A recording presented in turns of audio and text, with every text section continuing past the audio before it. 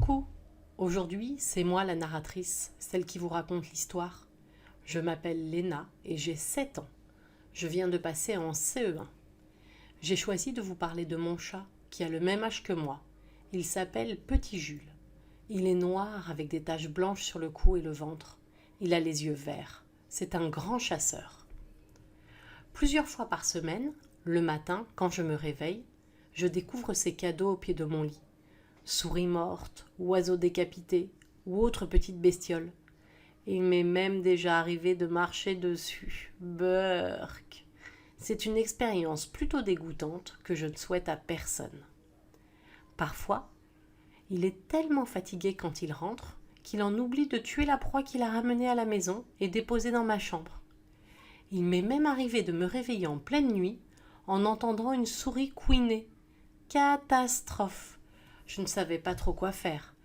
L'attraper et la remettre en liberté ou réveiller le chat pour qu'il finisse son travail. J'ai choisi l'option 1, car je ne suis pas un assassin, moi. J'ai donc réveillé mon frère et ma sœur pour qu'ils m'aident à l'attraper. Et comme nous n'y arrivions pas, nous avons réveillé nos parents. Il était 2 heures du matin. Ils ont adoré. C'est ma maman qui a réussi à attraper la souris en mettant un morceau de fromage au milieu de la chambre, puis en jetant un pull sur la souris venue le grignoter.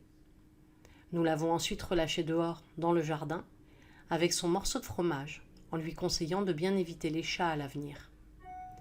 Et où était le chat pendant ce temps-là? Tu te le demandes certainement. Il dormait paisiblement au pied de mon lit, en apparence du moins, car je le soupçonne fort d'avoir ouvert un œil de temps en temps et d'avoir trouvé tout cela très drôle. Nous avons tous eu du mal à nous réveiller le lendemain matin, alors que Petit Jules, lui, était en pleine forme. Comme à son habitude, il miaulait et me frottait le visage avec sa patte pour que je me réveille et que je lui donne son écuelle de lait. Ce chat si mignon est parfois un vrai tyran. Une autre fois, j'ai retrouvé un oiseau blessé en rentrant de l'école. Nous lui avons fabriqué un abri dans un grand carton, car il ne pouvait plus voler. Nous lui avons donné de l'eau et des graines, mais comme il n'allait toujours pas mieux le lendemain, nous l'avons emmené chez le vétérinaire. Il l'a soigné et nous l'a confié pour que nous en prenions soin jusqu'à ce qu'il soit capable de s'envoler. Quelle aventure! Petit Jules rôdait en permanence autour du carton en espérant attraper l'oiseau. C'est ce jour-là que j'ai décidé d'avoir une discussion sérieuse avec mon chat. Je voulais qu'il arrête de chasser et j'étais bien décidée à le lui faire comprendre. Seul petit problème. Je manquais de soutien à la maison, car mes parents ne cessaient de m'expliquer que c'était dans sa nature. Et le pire, c'est qu'ils avaient raison, car Petit Jules non seulement cessait de m'écouter dès qu'il comprenait que je n'avais rien à manger, mais il a redoublé d'efforts et est devenu un chasseur encore plus redoutable. C'est aussi à cette période qu'il s'est mis à avoir des copains et à les inviter à la maison. Nous avons tout d'abord fait la connaissance du chat bavard. C'était un gros chat gris, au pelage long, qui miaulait en permanence. Comme nous le trouvions mignon, nous lui avons donné à manger dans le jardin. Grave erreur. Petit Jules a en effet pris l'habitude de l'inviter à la maison la nuit pendant que nous dormions. Il faisait passer son copain par la chatière et ils se retrouvaient tous les deux dans la cuisine pour un vrai festin. Le problème est que le chat bavard est bavard non seulement le jour, mais aussi la nuit. Et ça, ce n'était vraiment pas possible. Quelques jours plus tard, un nouveau chat s'est aussi incrusté chez nous, le chat qui mange salement. Nous ne l'avons jamais vu, mais nous l'entendions manger en faisant des bruits dégoûtants. En plus, il renversait des croquettes partout par terre. Au bout d'une semaine, mes parents, n'en pouvant plus, ont élaboré un stratagème. Ils avaient préparé des récipients remplis d'eau avant de se coucher et, au beau milieu de la nuit, ils ont versé toute l'eau sur les chats dès qu'ils les ont entendus miauler et manger salement dans la cuisine. Cela a été très efficace, même si maman râle encore à la simple évocation de la cuisine transformée en piscine à 4 heures du matin. Aujourd'hui, mon chat fait encore des bêtises, mais je l'adore. Et j'ai accepté qu'il soit un chasseur. Mais ce que je préfère, c'est jouer avec lui et lui faire des câlins.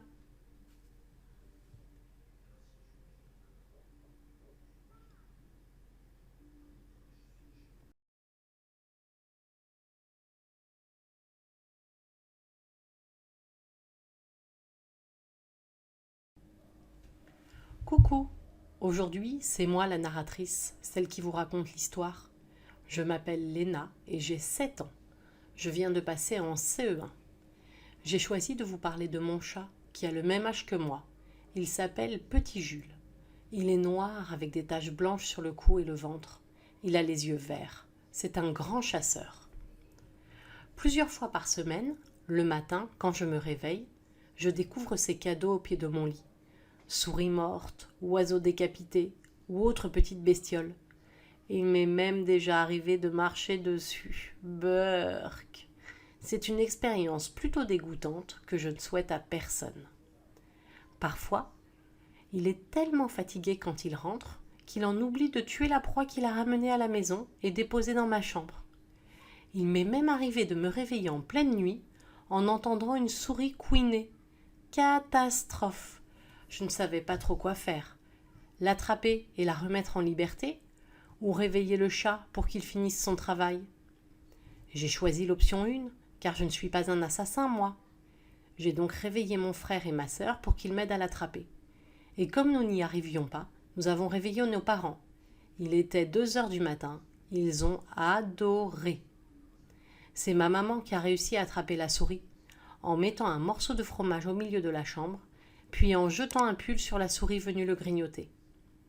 Nous l'avons ensuite relâché dehors, dans le jardin, avec son morceau de fromage, en lui conseillant de bien éviter les chats à l'avenir. Et où était le chat pendant ce temps-là? Tu te le demandes certainement. Il dormait paisiblement au pied de mon lit, en apparence du moins, car je le soupçonne fort d'avoir ouvert un œil de temps en temps et d'avoir trouvé tout cela très drôle. Nous avons tous eu du mal à nous réveiller le lendemain matin, alors que Petit Jules, lui, était en pleine forme. Comme à son habitude, il miaulait et me frottait le visage avec sa patte pour que je me réveille et que je lui donne son écuelle de lait. Ce chat si mignon est parfois un vrai tyran. Une autre fois, j'ai retrouvé un oiseau blessé en rentrant de l'école. Nous lui avons fabriqué un abri dans un grand carton, car il ne pouvait plus voler. Nous lui avons donné de l'eau et des graines, mais comme il n'allait toujours pas mieux le lendemain, nous l'avons emmené chez le vétérinaire. Il l'a soigné et nous l'a confié pour que nous en prenions soin jusqu'à ce qu'il soit capable de s'envoler. Quelle aventure! Petit Jules rôdait en permanence autour du carton en espérant attraper l'oiseau. C'est ce jour-là que j'ai décidé d'avoir une discussion sérieuse avec mon chat. Je voulais qu'il arrête de chasser et j'étais bien décidée à le lui faire comprendre. Seul petit problème, je manquais de soutien à la maison, car mes parents ne cessaient de m'expliquer que c'était dans sa nature. Et le pire, c'est qu'ils avaient raison, car Petit Jules non seulement cessait de m'écouter dès qu'il comprenait que je n'avais rien à manger, mais il a redoublé d'efforts et est devenu un chasseur encore plus redoutable. C'est aussi à cette période qu'il s'est mis à avoir des copains et à les inviter à la maison. Nous avons tout d'abord fait la connaissance du chat bavard. C'était un gros chat gris, au pelage long, qui miaulait en permanence. Comme nous le trouvions mignon, nous lui avons donné à manger dans le jardin. Grave erreur. Petit Jules a en effet pris l'habitude de l'inviter à la maison la nuit pendant que nous dormions. Il faisait passer son copain par la chatière et ils se retrouvaient tous les deux dans la cuisine pour un vrai festin. Le problème est que le chat bavard est bavard non seulement le jour, mais aussi la nuit, et ça, ce n'était vraiment pas possible. Quelques jours plus tard, un nouveau chat s'est aussi incrusté chez nous, le chat qui mange salement. Nous ne l'avons jamais vu, mais nous l'entendions manger en faisant des bruits dégoûtants. En plus, il renversait des croquettes partout par terre.